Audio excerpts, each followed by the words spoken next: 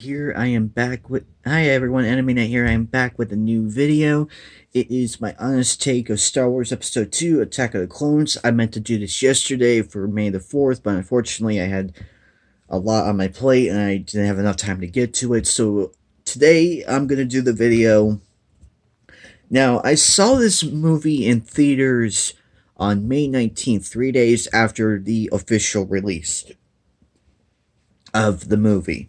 And I was completely blown away by the visuals, the new characters, seeing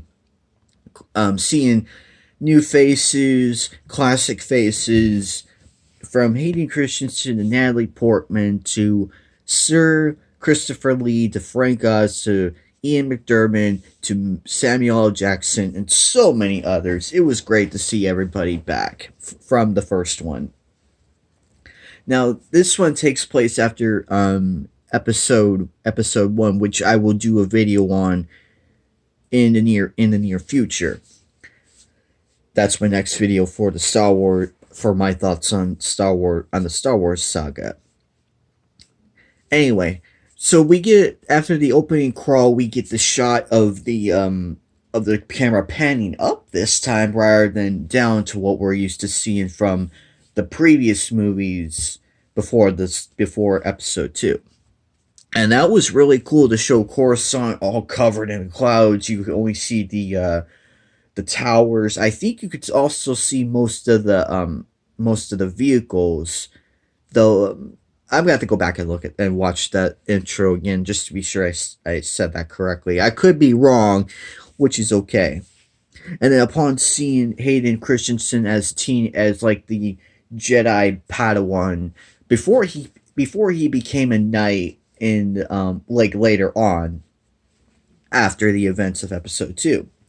But prior to all that, he's a Jedi Knight with Jedi Master Obi-Wan Kenobi. I gotta say, their bond and everything is something else. It's really fun to watch and see him go back and forth, and I can understand Obi-Wan's position. He has a humongous task laid out before him from Qui-Gon and the Jedi Council. He honored Qui-Gon's wish and everything, which was really cool, and the mutual respect they had for each other. But that's for another video. I also like the introduction of Jango Fett, who is one of my favorite bounty hunters. He's severely underrated, and I wish he lived from the Geonosis battle. I think we would have seen a lot more arcs with him and everything throughout the entire Clone Wars. And seeing him with like in the armor and everything, that was really cool. I like the helmet, the jetpack, and the twin blasters. I was like, I want that. I want the blasters and everything. And then we also got to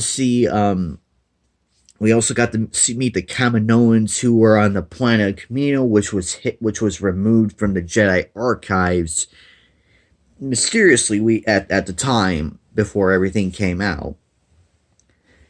And upon hearing the Grand Army of the Republic, like, ooh, what's the clones? What do they look like and everything?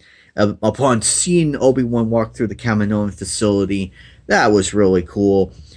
And seeing like what the clones looked like and how they're gonna act and everything, like from birth to when they were kids to like during the simulations to the full grown adults and when they're putting on the clone armor and everything, which by the way, clone armor is way better than the First Order armor and the Stormtrooper armor. I stand by that argument.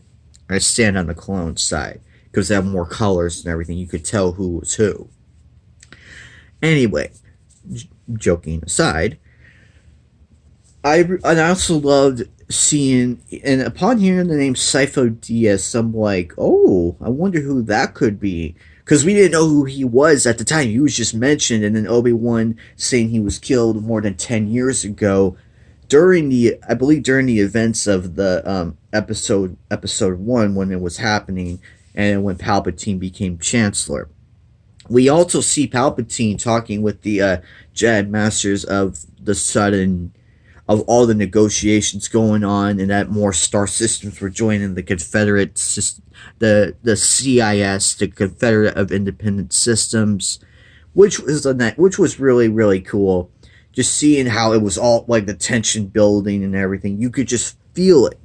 And then, but secretly though, Palpatine was planning this all along, and he was just sitting there on that chair of his, just looking at them like, "You Jedi don't know what's gonna happen." And I think this is where Mace Windu slowly started to suspect Palpatine and Yoda as well. Yoda looked at him like, "What is going on with you?" Now, given the script and everything, I mean, this film gets a bad. I mean, I don't know. I mean, I can understand why people were hating on it at the time, but give Hayden Christensen a break. He was given. I wouldn't necessarily say it's a completely bad script. It was like he was given what he could work with to the best of his ability, and he did a wonderful job with it. He had the portrayal of Anakin's slow descent into the dark side and who he would become later on. And I also loved how that scene with the Tusken Raider camp when his mother died and everything. You saw the anger. He snapped. And then upon killing the first two Tuskens and then that third one, you cannot map that out any better. The reaction, the face, like how angry he was. He did not care at all. And then seeing him like go on that rant about Obi-Wan and being held back, that was perfectly done. Because it shows how upset and frustrated he is, and he is going through that phase of going through the dark side. And upon Yoda's meditation, I heard Liam Neeson's voice as Qui-Gon. I heard it. I'm like, Qui-Gon's slightly back. But it was nice to hear his voice, hear the voice of Qui-Gon again, who's one of my favorite Jedi of all time. And upon seeing the whole the Geonosis and the arena and everything, it was a wonderful planet. It was really, really well done. And seeing the Geonosians, along with Prong the Lesser, Wat Trembor, I believe, Nute Gunray, and and the Banking Clan, who look like Lord Sidious's former master Darth Plagueis. He's of the same species. I had to clarify this with a few people. Like, no, that's not Plagueis. That's the species of which Plagueis is from. They all look the same, except they wear different clothes and everything. Some are force sensitive, some are not. I had to explain this to a few people who were confused by it. Now, upon that, and who was the other guy that was standing right next to Nute Gunray? I can't remember his name, but he's like, "We must get the starships back into space." I cannot, for the life of me, remember his name, but he was really cool as well. And upon seeing Nute Gunray again, I'm like, huh. I wonder how you met. I wonder whose pockets I wonder who you bribed to get out of jail. But at the time I didn't know who. But at the time we didn't know who was doing what, who was pulling the strings until later on. So that was a nice suspense right there. And upon seeing probably one of my favorite duels next to Episode 1 and the original trilogy and Episode 3 is the fight between Count Dooku, Obi-Wan, before Yoda showed up. Now that was really cool, and seeing Anakin use the two lightsabers to fight off Count Dooku, that was a special treat. But unfortunately, it got cut short, and then Anakin lost his arm in the end, which looked really painful. I'm like, ugh.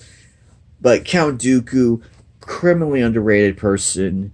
He's one of my favorite antagonists, next to Palpatine.